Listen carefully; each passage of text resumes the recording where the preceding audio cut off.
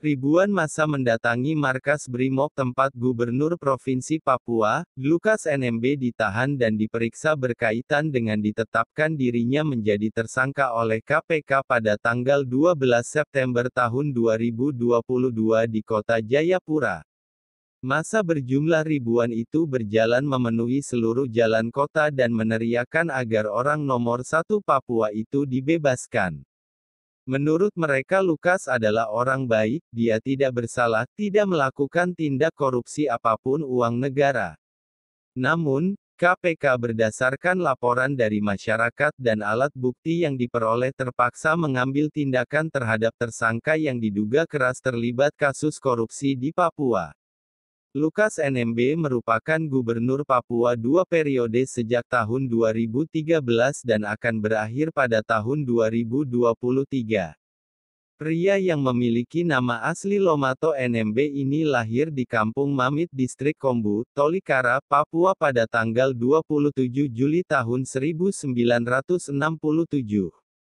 Ia menyelesaikan pendidikan tingginya di FISIP Universitas Samratulangi, Manado. Lukas mengawali karirnya sebagai CPNS hingga menjadi PNS di kantor Sospol Kabupaten Merauke. Lalu, sebagai Wakil Bupati Kabupaten Puncak Jaya tahun 2001 sampai tahun 2005, kemudian menjabat Bupati Kabupaten Puncak Jaya tahun 2007 sampai tahun 2012.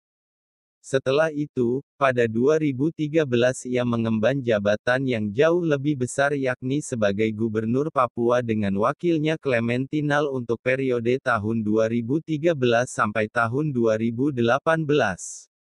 Dalam karir politiknya, ia bergabung dengan Partai Demokrat. Ketua DPD Partai Demokrat Papua 3 periode, tahun 2006 sampai tahun 2022. 7 alasan mengapa Lukas NMB ditetapkan sebagai tersangka.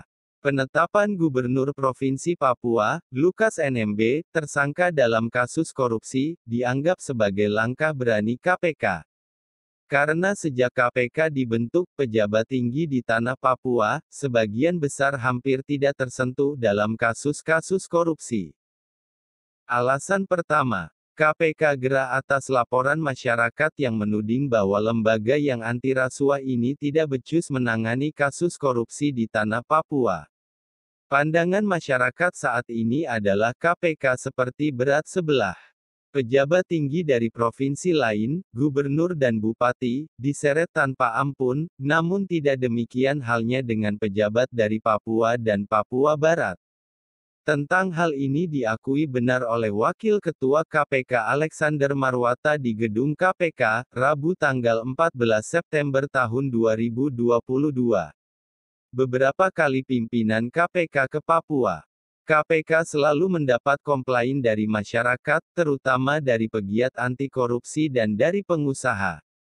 Seolah-olah KPK tidak hadir atau tidak ada, khususnya untuk kasus korupsi di Papua, ucap Alexander. Kalau di Papua KPK seperti tidak ada atau tidak hadir, sementara di provinsi lain hadir, itu namanya berlaku tidak adil dengan puluhan provinsi lain, seolah Papua sangat diistimewakan, lanjut Alexander. Alasan kedua, sudah ada 2 alat bukti. Sudah ada 2 alat bukti menunjukkan bahwa Lukas NMB diduga keras terlibat dalam kasus suap dan gratifikasi terkait pembangunan infrastruktur di Papua. Alex menampik ketika pihaknya dianggap melakukan kriminalisasi kepada tersangka. Itu tidak benar. Tidak seperti itu katanya. Kami sudah memiliki cukup alat bukti, sudah melakukan klarifikasi dengan beberapa saksi dan kami juga mendapatkan dokumen-dokumen yang membuat kami meyakini bahwa cukup alat bukti untuk menetapkan tersangka, kata Alex. Alasan ketiga, banyak proyek fiktif. Alexander mengatakan, KPK mencurigai banyak proyek fiktif terjadi di Papua yang menggunakan anggaran negara. Itu lantaran tidak terawasi dengan baik. Kecurigaan KPK makin jelas ketika pihaknya menjerat Lukas NMB dan 2 kepala daerah lainnya di Papua, yakni Bupati Mimika Eltinus Omaleng dan Bupati Mambramo Tengah Riki Hampagawak. Itu semua dipastikan akan didalami dalam proses penyidikan. Tidak terbatas pada suap saja, namun juga pada waktu pembangunan atau lelang juga ada suap. Dampaknya itu ada pada proses pembangunan, yaitu apakah proyeknya secara spesifikasi tidak sesuai, atau terjadi markup sehingga ada unsur kerugian negara, ujar Alex. Tak hanya suap, lembaga anti korupsi juga mengusut sejumlah modus rasuah terkait pengadaan barang dan jasa di wilayah Indonesia Timur itu. Kita ingin mendorong ke sana, jangan hanya suapnya. Jangan-jangan fiktif karena kondisi di Papua tidak setiap saat bisa terawasi dengan baik, kata Alex. Alasan keempat. Terkait kasus korupsi, KPK meminta Pusat Pelaporan dan Analisis Transaksi Keuangan (PPATK) untuk memblokir rekening milik Lukas NMB. PPATK sudah memblokir rekening-rekening yang nilainya memang fantastis, puluhan miliar, ucap Alex. Karena, katanya, rekening itu akan dijadikan alat bukti oleh tim KPK untuk menyeret Lukas ke persidangan. Alasan kelima, ada dugaan uang Lukas NMB mengalir ke rumah judi.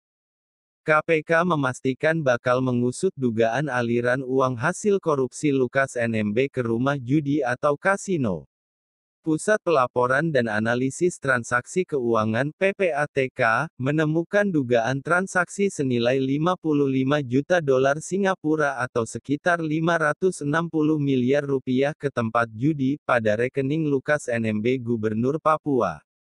Bahkan dalam satu periode waktu ada setoran tunai mencapai 5 juta dolar Singapura ke rekening Lukas NMB. Selain itu PPATK juga menemukan bukti pembelian jam tangan senilai 550 juta rupiah. Ivan Yustiavandana Kepala PPATK dalam keterangan pers, siang hari ini, Senin tanggal 19 September tahun 2022, di kantor Kemenko Polhukam, Jakarta, mengatakan, pihaknya sudah menelusuri catatan keuangan Lukas NMB dari tahun 2017. Menurutnya, dari tahun 2017 sampai sekarang ada banyak variasi transaksi bernilai ratusan miliar rupiah.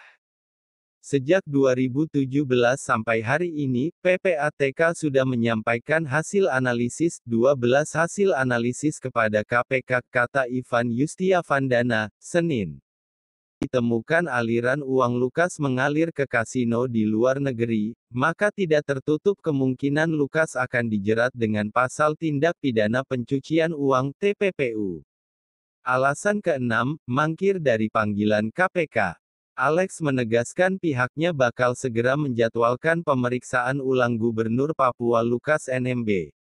Lukas sempat mangkir alias tak memenuhi panggilan tim penyidik KPK beberapa waktu lalu. Alex mengatakan, pihaknya sudah terbiasa menghadapi pihak yang kerap berdalih sakit saat akan diperiksa. Namun Alex memastikan dalih tersebut tak menghalangi lembaga anti rasuah memanggil ulang pihak tersebut. Alasan ketujuh, dokter di Indonesia banyak yang jago. KPK pasti izinkan Gubernur Papua Lukas NMB berobat ke luar negeri. Menurut Alexander, pihaknya akan memfasilitasi pengobatan Lukas NMB. Namun status Lukas harus lebih dulu menjadi tahanan lembaga anti rasuah. Alex menyebut, sesuai peraturan perundang-undangan, KPK wajib menyediakan layanan kesehatan bagi para tahanan. Menurut Alex, jika dokter pilihan KPK menyarankan agar tahanan berobat ke luar negeri, maka akan difasilitasi pihaknya. Ketika yang bersangkutan menyatakan ingin berobat, itu kami akan berkoordinasi dengan dokter, misalnya dokter RSPAD atau RSCM, kata Alex. Kalau di Indonesia enggak bisa, harus di luar negeri itu pasti kami fasilitasi tentu dengan rekomendasi dokter tadi, misalnya dokter di Indonesia menyerah, waduh enggak bisa, tentu kita akan mengawal yang bersangkutan ya, Alex menandaskan. Diketahui, tim kuasa hukum Lukas NMB meminta kliennya diberikan diskresi untuk ke Singapura usai dicegah ke luar negeri oleh KPK. Menurut tim kuasa hukum, Lukas butuh mengobati kakinya yang bengkak. Sesuai dengan hasil pemeriksaan di sini, beliau, Lukas dalam keadaan sakit. Harus diperiksa ke Singapura atau kemana begitu, ucap pengacara Lukas Aloysius Renwarin, Selasa tanggal 13 September tahun 2022.